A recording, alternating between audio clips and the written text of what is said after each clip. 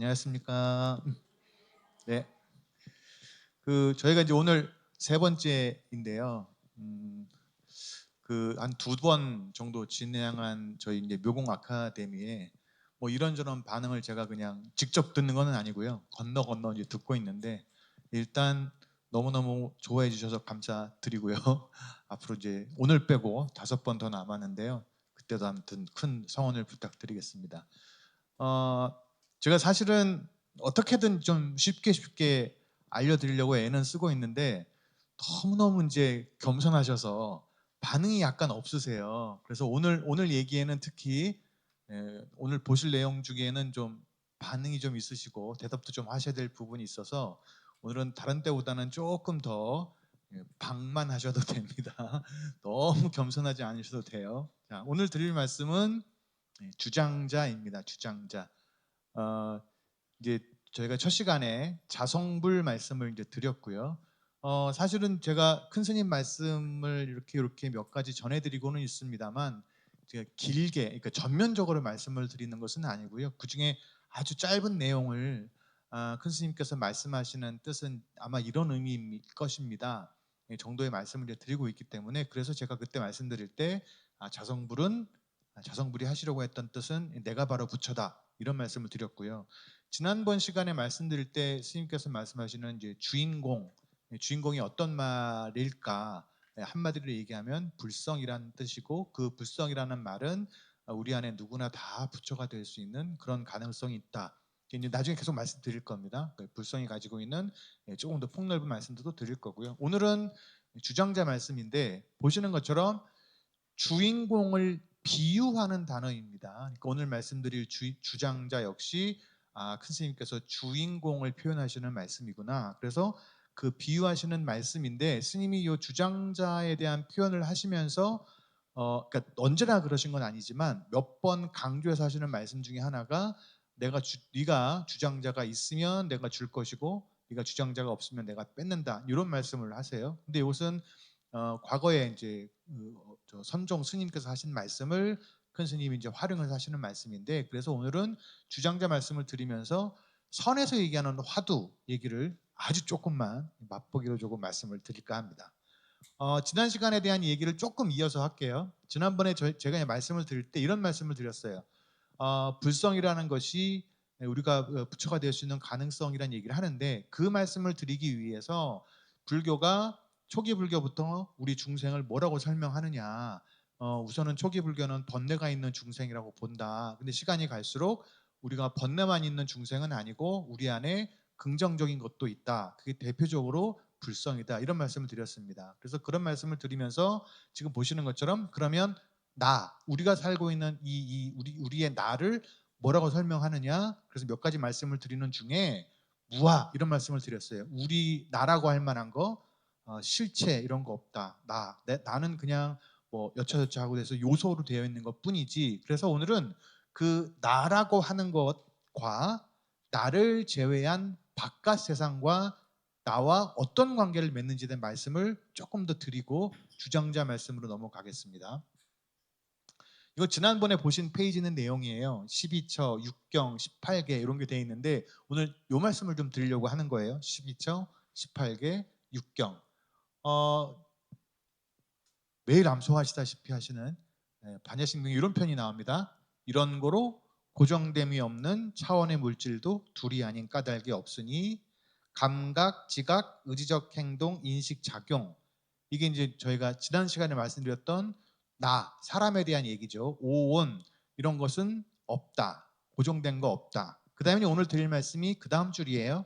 눈, 귀, 코, 혀, 몸, 뜻도 따로 고정됨이 없으며 이 육근 형상, 소리, 냄새, 맛, 감촉, 법도 따로 고정됨이 없으며 육경 보이는 세계와 의식 세계까지도 따로 고정됨이 없다. 18개인데 또 말씀드리지만 이건 불교에서 정리하는 소위 이제 불교 교리 용어들이에요. 그래서 요거를 굳이 길게 설명드리는 것이 아니라 요게 하려고 하는 이야기가 뭐냐 오늘 그 말씀을 드리려고 하는 겁니다. 그런데 육군, 육경, 18개를 설명을 드려야 되다 보니 지금 큰 스님께서도 반야신경에 표시한 것과 같은 저 말씀을 일반적인 용어로 한번 조금 더 부가 설명을 좀 드리는 겁니다. 우선 육군이라는 것이 있어요. 육군. 우리가 저 세상을 바라보는 나의 이제 흔히 말하기로는 근 이렇게 얘기해서 감각기관 이렇게 설명을 하는데 정확하게 표현하면 감각기관은 아니고요. 예를 들면 눈 그러면 우리가 가지고 있는 눈동자, 눈 이뿐만 아니라 눈으로 할 수 있는 모든 어떤 거라는 뜻입니다. 그러니까 눈이라기보다는 우리가 바깥 세상을 보는 어떤 덩어리 큰 영역. 귀 그러면 우리가 듣게 하는 어떤 덩어리. 비 하면 냄새 맡는 부분. 그래서 6가지를 보통 얘기하죠. 다 아시는 겁니다. 그죠? 네. 조금 더 적극적이셔도 돼요. 네. 덜 겸손하셔도 됩니다. 네. 고개를 한 10도만 더 이렇게 끄덕거리셔도 네. 아유 감사합니다. 네. 그래서 그걸 보통 안이비설신이 그러죠. 의는 좀 어렵지만 안이비설신은 다 알죠. 우리가 보통 5가지 감각 그러는 거예요. 이제 의는 뭐 조금 다른 얘기입니다만 제가 그것까지 설명드리지는 않겠습니다. 아무튼 불교에서는 사람이 바깥 세상을 받아들이는 영역 혹은 기관으로 이렇게 6가지를 얘기한다. 그럼 이 6가지가 바깥에 뭘 맞아들이냐 하면 그 다음에 있는 6가지라고 설명을 해요. 이걸 이제 한자로 경 이렇게 썼는데 대상 이런 말입니다. 그래서 눈, 우리가 보는 영역을 가지고는 색이라고 표현하고 있습니다만 불교에서 색 그러면 물질을 포함한 그러니까 걸리는 거는 다 물질이에요. 내 몸에 부딪히고 우리가 가다가 걸리고 하는 거. 그러니까 눈에 보이지 않는다고 해서 꼭 색이 아닌 건 아닙니다만 대략 우리가 볼 수 있고 우리 몸에 부딪히게 하는 어떤 것들은 다 물질들입니다. 얘는 반드시 저기 위에 보시는 안 보는 영역에 상대하는 것이 저 바깥 세상에 있는 물건들, 물질들이에요. 귀라는 영역에 항상 만나는 것, 귀가 받아들이는 영역은 보시는 것처럼 소리, 코가 받아들이는 영역은 냄새, 뭐 이렇게 얘기합니다. 그래서 이게 바깥에 6가지. 그런데 이런 설명도 해요. 눈으로 하는 영역, 예를 들면 눈은 반드시 바깥에 있는 물질만 받아들일 수 있지 눈으로 냄새를 맡지는 못합니다. 귀로 냄새를 맡지 못해요. 뭐 이렇게 설명을 합니다. 그래서 저건 반드시 저 눈과 저 눈에 해당하는 바깥 세계가 항상 상응한다 이렇게 얘기를 해요. 하나만 더 가보겠습니다. 하나가 더 있어요. 그런데 자 눈의 영역으로 바깥을 봅니다. 지금 보시는 것처럼 앉아 계신 여기 계신 모든 분들이 눈의 영역으로 이 앞에 있는 지금 이 화면을 보고 계시는데 그거로 끝나는 게 아니래요. 눈으로 저 바깥을 보면 그것에 대해서 내 눈이 저게 뭐뭐뭐뭐구나라고 알게 하는 어떤 것. 마음이라고 하기는 좀 그렇습니다. 왜냐하면 마음은 좀 더 포괄적이어서 그래서 굳이 저런 표현을 잘 안 씁니다만 인식 이렇게 얘기해요. 내가 저거 바깥에 있는 걸 보고 저게 뭐구나라고 판단해서 이게 뭐라고 아는 어떤 작용들입니다. 자, 그런데 여기까지는 이제 이 다음 말씀을 드리려고 한 거고요. 이제까지 말씀드린 건 다 잊어도 됩니다. 자, 내 몸이 바깥하고 만나서 내가 저게 뭐구나라고 아는데 문제는 우리가 이렇게 안다고 그러는 거, 본다, 내가 바깥을 본다 그러는 게 도대체 뭐가 뭐냐는 거죠. 그래서 지난 시간에 기억나시죠? 표기법이 다 틀린 걸 봐도 우리는 그걸 정확하게 읽어냅니다. 내 눈은 분명히 다른 표기라고 나에게 알려주는데 내 저기 보시는 안식, 내 인식이 저건 저 사람이 잘못 썼을 거야. 그래서 바꿔 이해한다는 거죠. 오늘은 그 얘기를 조금 더 확장해서 해볼게요. 굉장히 유명한 심리학 실험입니다. 이게 인지심리학 분야에서 굉장히 유명한 실험인데요. 말이 좀 어렵죠. 선택적 주의. 우리가 어떤 것을 이거구나 라고 아는 거에는 그게 내가 선택해서 한대요. 그게 무슨 말인지 영상 보면 금방 아실 수 있어요. 자, 이 영상에서 뭘 하시면 되냐면 이제 저기 화면에 보이는 흰 옷 입은 친구들하고 검은 옷 입은 친구들이 농구공을 주고받으면서 왔다 갔다 할 겁니다. 그러면 여기 계신 분들은 뭘 하시느냐? 흰 옷 입은 친구들이 농구공을 몇 번 주고받는지를 세시는 거예요. 자, 흰 옷 입은 친구들이 몇 번 주고받는지 세시는 거예요. 자, 보세요. 흰 옷입니다.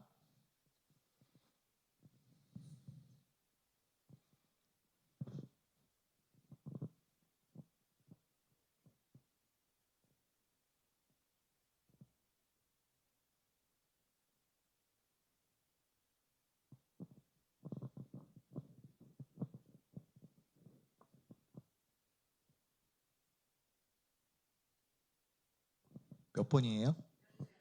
14번이요? 네, 15번. 근데 제가 설마하니 15번을 맞추시라고 하진 않았겠죠. 혹시 고릴라 보신 분? 예, 몇 분 계시네요. 고릴라가 나온 기억 안 나시죠? 그죠? 웬 고릴라? 고릴라가 나왔습니다.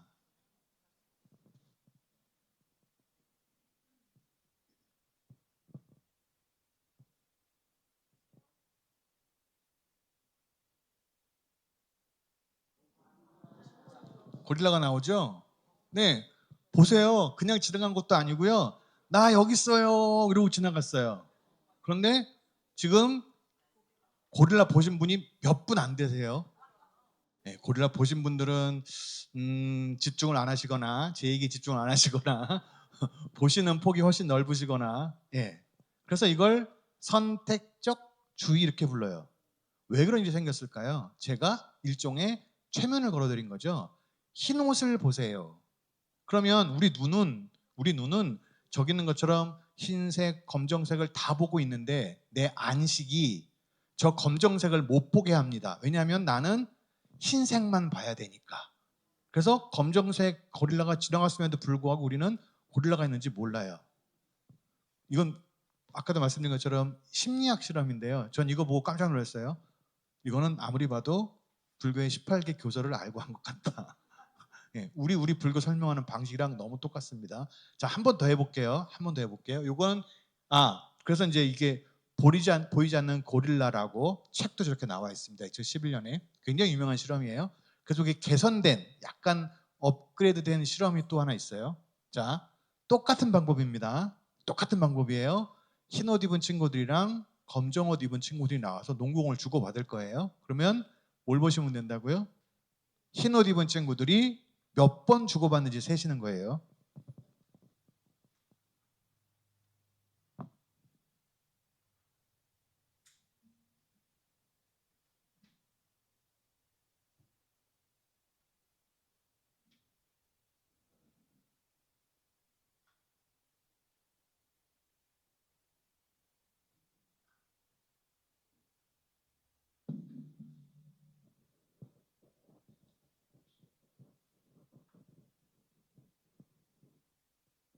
몇 번일까요? 네. 뭐 이제 안 속으시죠? 고릴라? 네, 보셨죠? 고릴라 다 보셨습니다. 자, 그럼 이제 한 발 더 나가야 되겠죠? 혹시 커튼색 바뀌는 거 보셨어요? 혹시 커튼색 바뀌는 거 보신 분? 네, 커튼색이 바뀝니다. Here comes the gorilla, and there goes a player, and the curtain is changing from red to gold.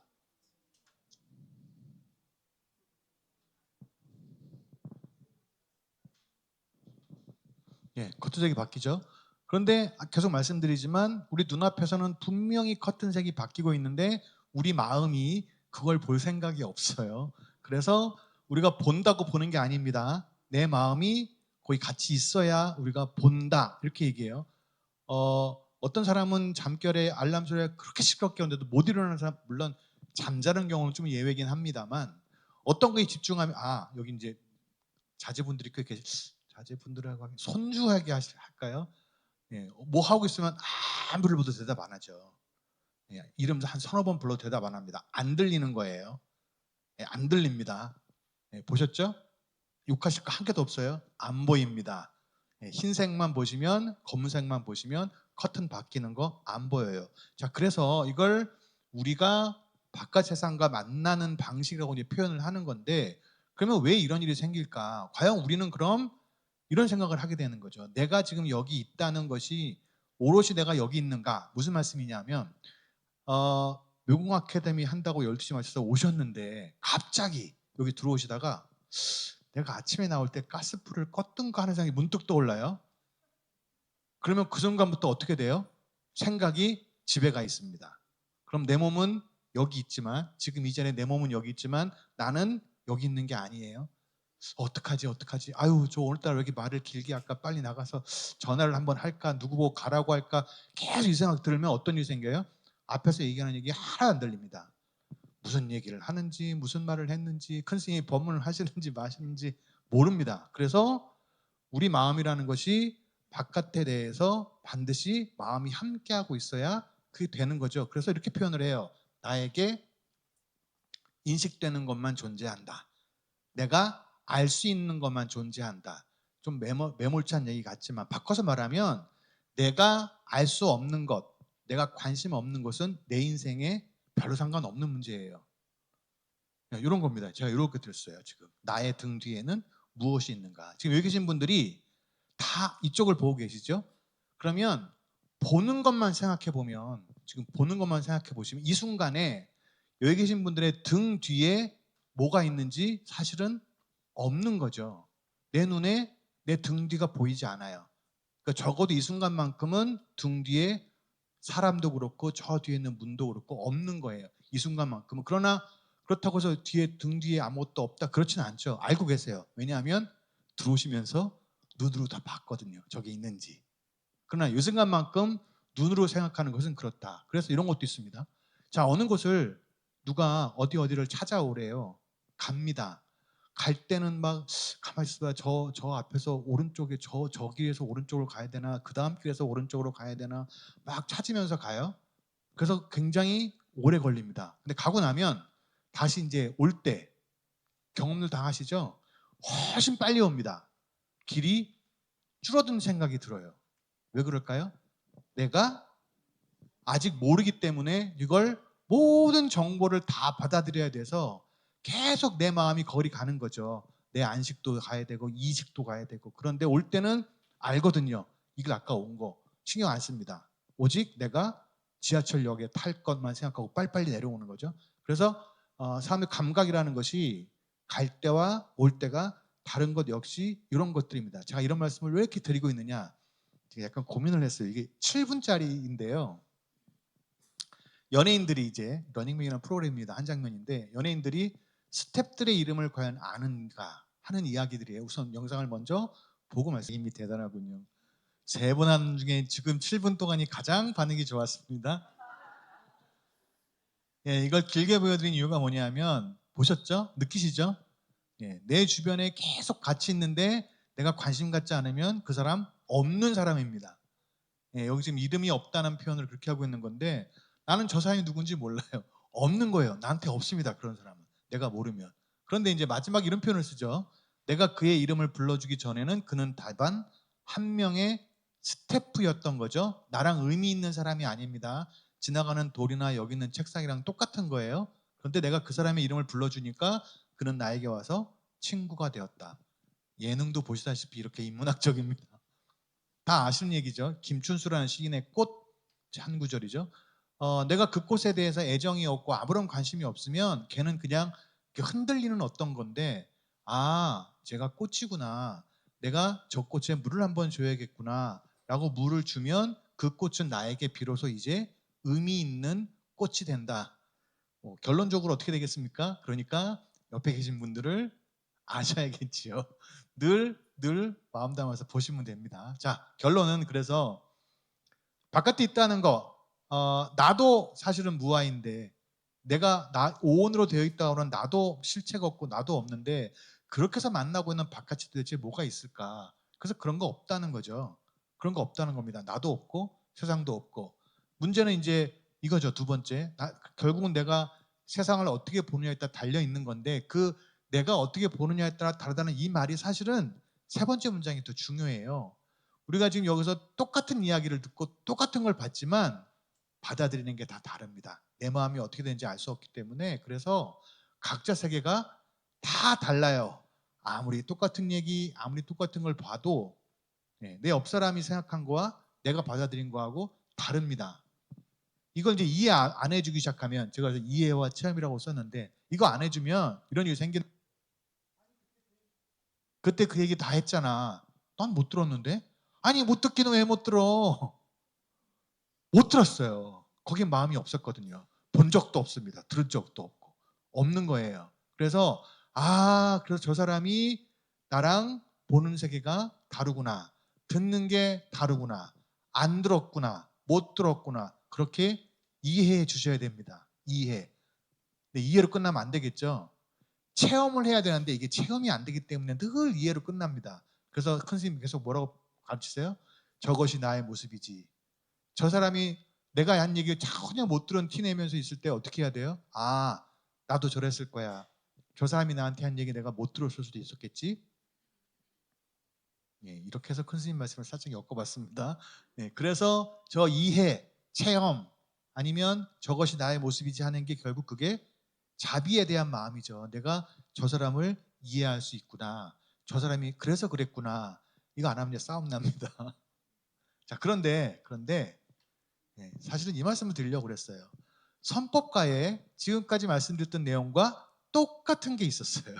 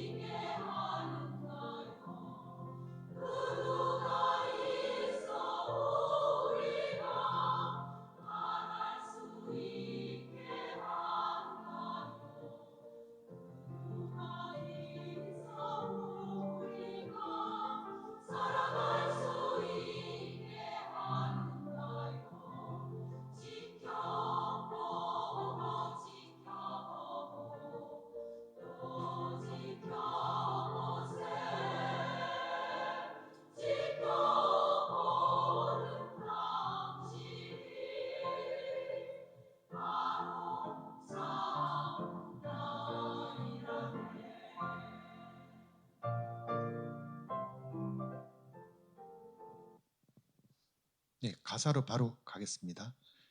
그 누가 있어서 볼 수 있고 들을 수 있고 말할 수 있고 살아갈 수 있게 하느냐.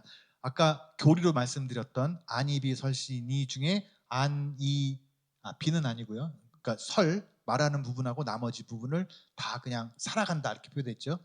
그런 거 없다는 거죠. 좀 전에 계속 보셨던 내용이에요.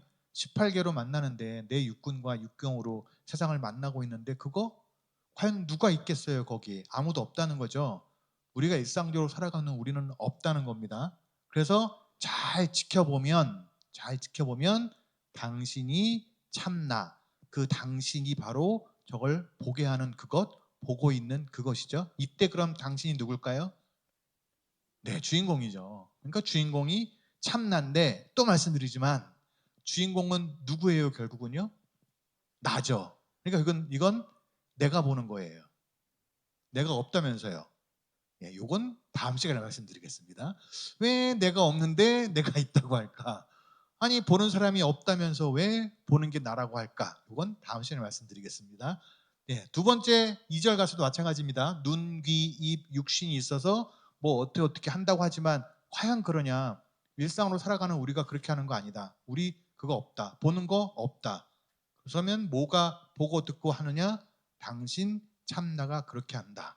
그래서 이 선법가를 보고 있으면 아까 제가 앞에 길게 말씀드렸던 왜 유재석이 스텝의 이름을 알지 못하는지, 왜 옆 사람의 마음을 이해 못하는지, 왜 그럴까요? 거기에 당신 참나가 없어서 그렇습니다.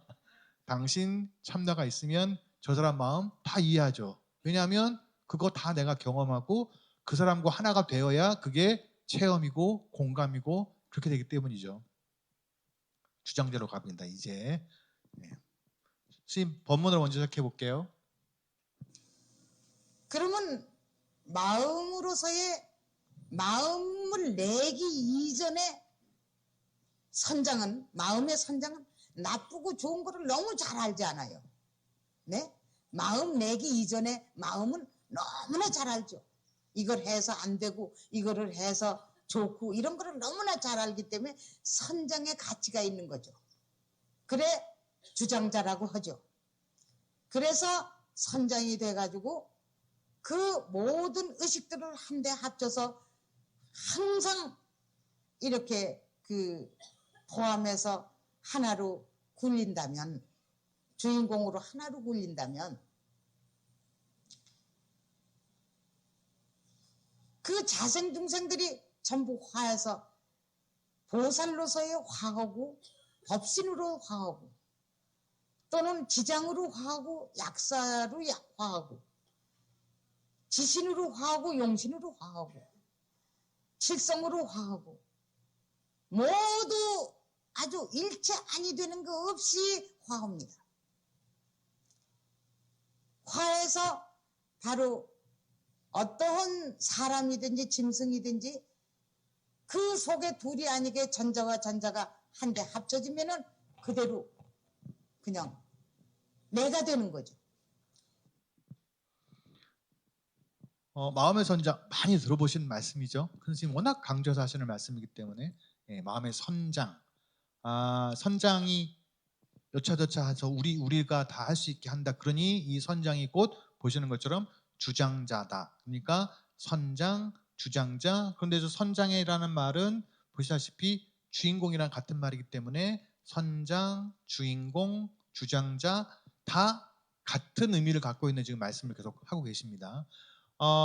그 주인공이 하나로 굴리면 그 자생중생들이 다 무엇으로 화한다. 이거는 나중에 문수 보현 보살 말씀을 드리는 시간 따로 있을 텐데 그때 이건 다시 말씀드리겠습니다. 그래서 그 주인공이 계속 바깥에 놔두고 화해서 되는 것들이기 때문에 뭐라고 표현하세요? 그래야 둘이 아니게 저 사람과 내가 그 화한 것들 혹은 상대방 다 그게 다 내가 될 수밖에 없다. 그게 바로 내다.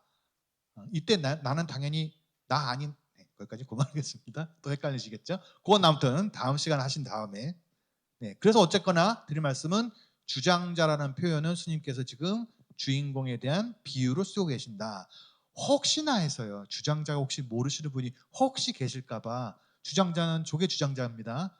어른 스님들이 법문하실 때 이렇게 짚고 하시거나 혹은 들거나 내려치기도 하시고 하는 건데 그냥 우리말로 쉽게 하면 지팡이쯤 되죠.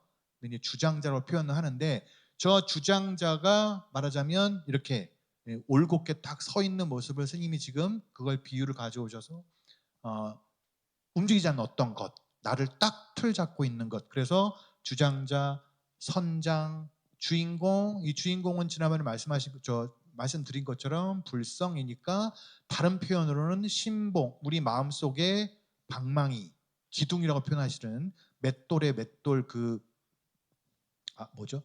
갑자기 또 생각이 안 나. 네, 그거요. 네, 그거요. 네, 그거 혹은 에너지라고 표현하시고 혹은 자기의 원래 나의 가장 근본적인 원소, 생명력, 그 다음에 선장 주장자 표현하실 때 쓰시는 표현 중에 하나가 이 자기 집이라는 표현을 하세요. 자기 집에 주장자가 없으면 이렇게 표현을 쓰시는 거죠. 그래서 지금 말씀드린 이런 것들 물론 이것보다도 훨씬 많습니다만 대략 이런 이야기들이 다 주장자로 비유되고 있는 여러 가지 말들이 다 같은 뜻으로 쓰입니다. 사실은 모두 주인공에 대한 비유의 말씀이시죠. 그래서 제가 다른 기회에서도 말씀드렸습니다만 스님께서 요 주인공이라는 말을 여러 가지로 이해시키시기 위해서 지금 보시는 것과 같은 아주 여러 가지 비유법들로 표현으로 바꿔서 끊임없이 말씀을 이제 주고 계시는데 오늘 드릴 말씀이 이제 이 주장자에 대한 직접적인 말씀입니다. 주장자.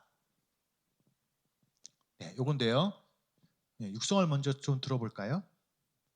그러니까 내 집이 주인이 없고 비었으면은 임재 스님이 말씀하셨듯이 내 주장자가 있다면 내 주장자를 너를 줄 것이로되 내 주장자가 없다면 내 주장자를 너를 주지 못하느니라.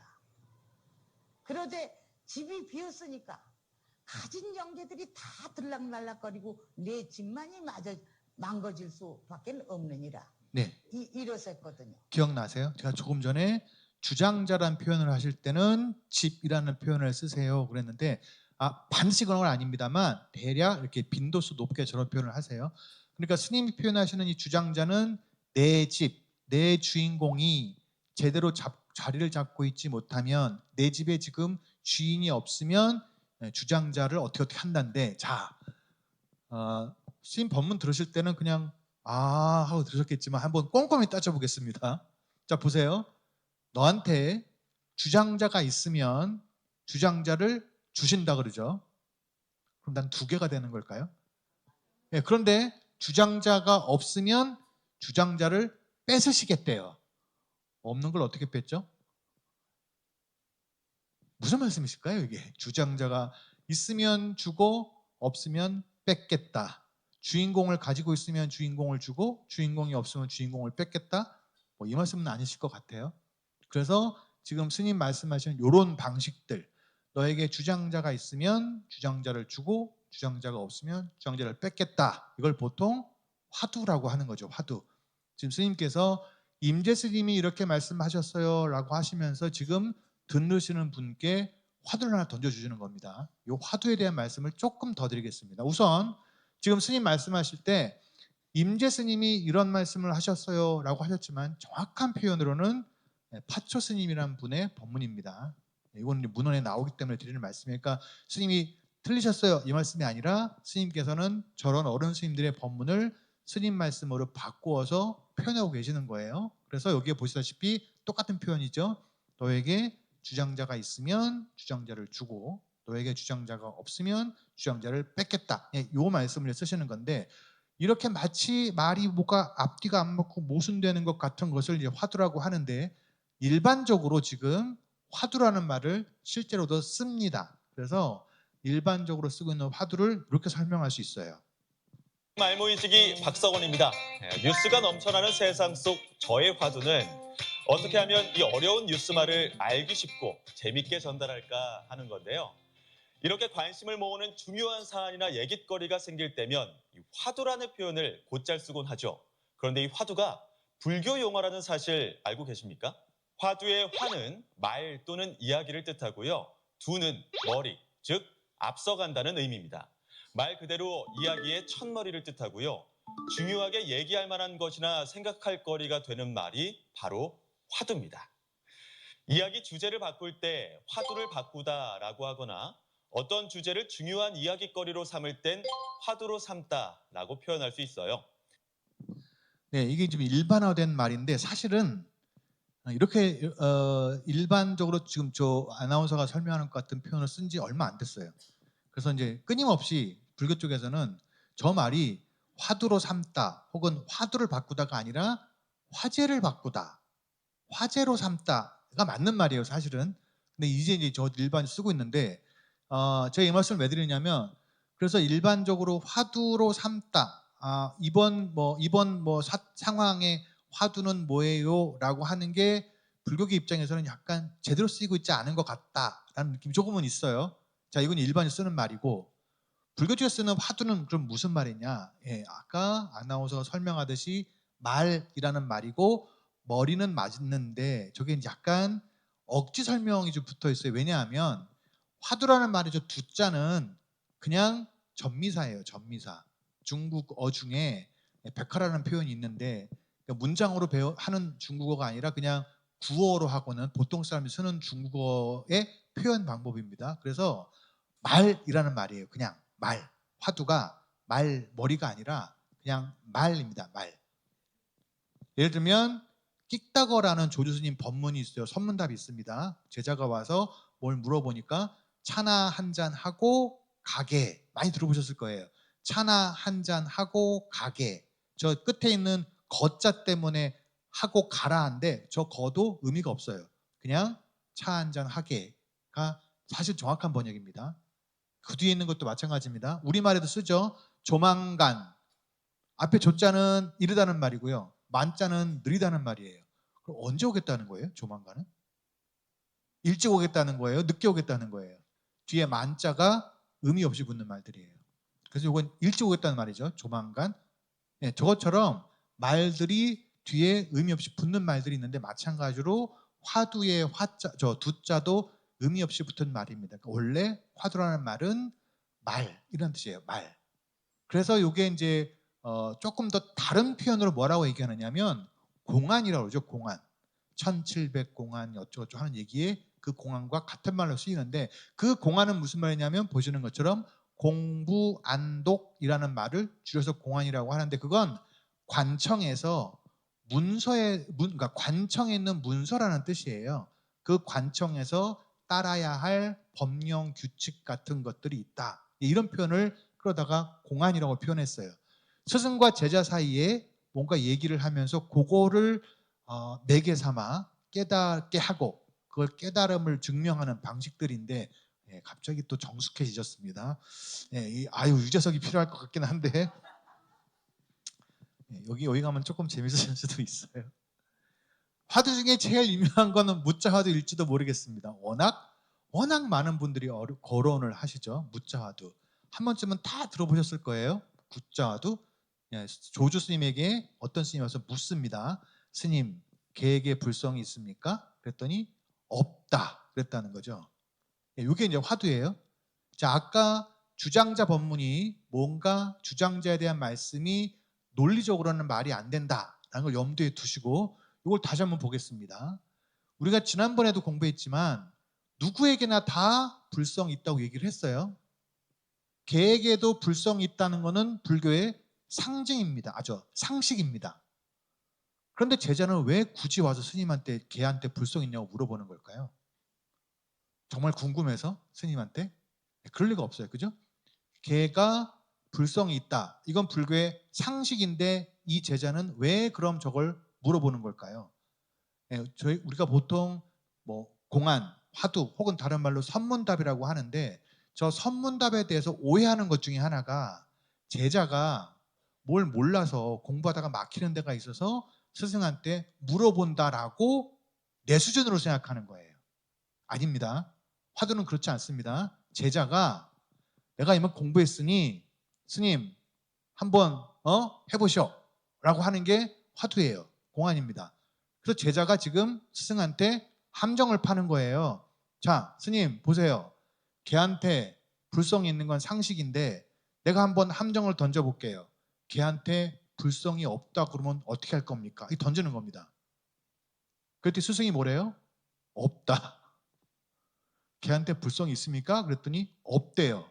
스승도 역시 올가미를 피해서 답을 던지는 겁니다. 네가 나한테 지금 그런 올가미를 던졌냐? 나는 그럼 없다로 해줄게. 옆에서 보거든 제자가 묻습니다. 시자라고 그러는데 시자가 물어요. 스님 걔한테 불성이 없어요? 그 제자 보고 얘기합니다. 그래? 있다 그럼. 무슨 말이죠 도대체 이게요? 네, 그래서 이게 공안, 화두, 선문답 이건 제3자가 함부로 얘기할 수 있는 게 아니고요. 중생의 수준을 얘기해도 안 되는 겁니다. 지금 저분들은 당신들의 깨달음에 대해서 서로 피튀기는 전쟁을 지금 하고 있는 중이에요. 다르게 할 수도 있습니다. 다르게. 다음날 제자가 또 와서 묻습니다. 스님, 걔에게 불성이 있습니까? 그랬더니 스님이 뭐라고 할까요? 차나 마셔라. 네, 이럴 수도 있습니다. 네, 그래서 만약에 이 조주 스님에 관련된 내용을 뭔가 책을 보시다가 어딘가에서 저 조주 스님이 없다라고 한 저 무는 유무의 상대를 떠난 절대적인 무를 가르치는 것이다 라고는 설명이 있거들랑 그 책은 버리십시오. 네, 아무 책에 쓸모없는 책입니다. 그런 책들은. 자, 제가 이 말씀을 왜 드리냐. 화두는 제3자가 이거는 이런 말이야 저거는 저건 말이야 라고 하면 쓰레기가 됩니다. 이거는 저 두 분만 아는 얘기예요. 저 두 분만 아는 얘기입니다. 두 분이 던진 그 물을 저 사람이 피했는지 못 피했는지 둘만이 아는 문제예요. 그래서 화두는 해설하지 말라고 얘기하는 겁니다. 두 분의 문제이기 때문이에요. 자, 괜히 복잡한 얘기를 했습니다. 그러니까 스님께서 주장자 화두를 던지셨을 때 그 주장자 화두를 통해서 하시려고 하는 말씀은 현장에 있는 어떤 누군가일지 모르지만 그분끼리의 문제일 수도 있다는 겁니다. 우리 모두의 문제가 아닐 수도 있는 거죠. 아무튼 뭔가 숙제를 주시는 거죠. 자, 그런데 스님이 사실 해주시고 말씀은 주장자 화두도 좋습니다만 이런 말씀을 하세요. 화두에 대해서. 보시는 것처럼 요거는 지금 제가 육성이 없어서 그냥 그 글만 가지고 왔는데요. 놓고 끼고 하는 것은 돌아가는데 근본은 움죽거리지 않고 있는 것입니다. 그게 신봉이라고 표현하셨죠. 신봉 자체가. 그렇기 때문에 움죽거리지 않는 데서 돌아가면서 조금 나은 것을 또 이름을 붙여서 거기 붙이지 마세요.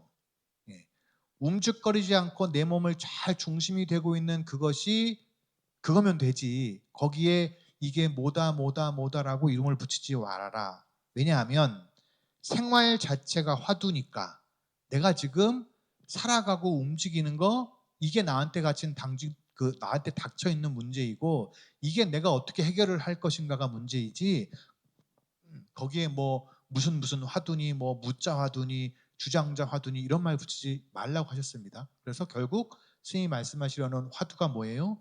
주인공인데 스님이 보시다시피 주인공이 아니고 주인공입니다. 주인공. 네, 지난번에 말씀드렸어요. 큰 스님의 주인공이라는 말씀은 보시는 것처럼 일반적인 주인공의 2인칭 말이 아니라 내 주인이면서 이 주인이 비어 있다. 그래서 그 주인공은 불성이다. 이렇게 말씀을 드렸고 첫 시간에 말씀드렸던 게 이겁니다. 주인공한테 뭔가 기도하지 말아라.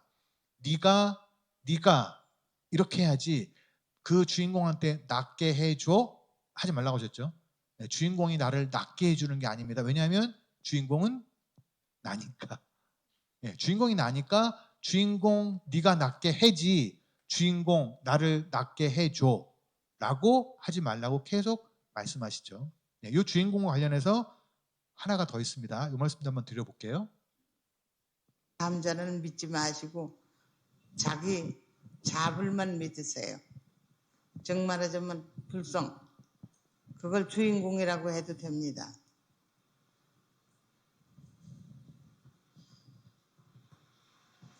그래서 존대를 그렇게 붙이지 말라고 해도 붙이지 않아도 된다 하는 말은 뭐냐 하면 자기와 자기가 둘이 아니기 때문입니다. 지금 자기와 과거 자기가 둘이 아니기 때문에. 네, 주인공에게 해줘라고도 하지 말고 지금 보시는 것처럼 존댓말 하지 말라시죠. 주인공이 왜냐하면 나이기 때문입니다. 주인공 제가 오기 전까지도 고민을 이 말씀을 드릴까 말까 했는데 그래서 제가 잠깐 이 말씀에 따르면 약간 하는 거는 뭐냐면 주인공 감사합니다 이 표현이에요. 그럼 어떻게 해야 돼요? 이제 스님 이 말씀에 따르면 주인공 고마워. 나한테 하는 얘기죠. 나한테 아유 참 잘했다 고마워. 네, 주인공한테 존대를 그렇게 붙이지 마라. 왜냐하면 그 주인공이 바로 나이기 때문인 거죠. 전자의 나, 지금 지나간 과거의 나와 지금의 나가 서로 다르지 않기 때문입니다. 계속 아까부터 말씀드렸지만 세계와 내가 전부 있는 게 아니기 때문에 그러니까 그것 아유 놀래라. 네, 저를 확 찍으신 줄 알았어요. 네, 그렇습니다. 네, 저 정리를 하겠습니다. 마무리하면서 자, 첫 번째 시간에 저희가 드렸던 말씀은 자성불에 대한 말씀이었어요. 그래서 이렇게 정리했습니다. 첫 번째 자성불, 두 번째 주인공, 오늘 세 번째 주장자. 네, 계속 이제 정리하는 말씀이에요. 주인공은 불성이다. 주인공은 바로 나다. 내 집 주인의 주장자. 한 번만 더 해볼까요? 주인공은 불성이다. 예. 주인공은 바로 나다. 내 집 주인의 주장자. 예, 이렇게 하면 오늘 기본적인 내용은 마쳤고요. 12월 저희가 둘째 주입니다. 12월 13일 25회 계절 발표회를 하는데 이번에는 처음 있는 일이었어요. 저 연구원 2명이 둘 다 발표를 합니다. 그래서 12월 13일 저희 3층에서 진행되니까 꼭 참석 부탁드리고요. 다음번 예고를 해드리겠습니다. 그 다음 주입니다. 저희 계절 발표회가 있고 난 그 다음 주 셋째 주 금요일에는 찰나찰나 나투다라는 주제로 말씀을 드리려고 해요. 일반적인 불교 표현을 하면 저기는 것처럼 중도라는 표현입니다. 근데 그 중에 중도가 이제 두 가지 측면으로 제가 설명을 드리는데 그 중에 공법 비어 있다는 측면의 중도를 말씀드리겠습니다. 이렇게 해서 네 번째 시간, 네 번째랍니다. 마음이 벌써 네 번째가 있네요. 네, 세 번째 시간 모두 마치겠습니다. 감사합니다. 네.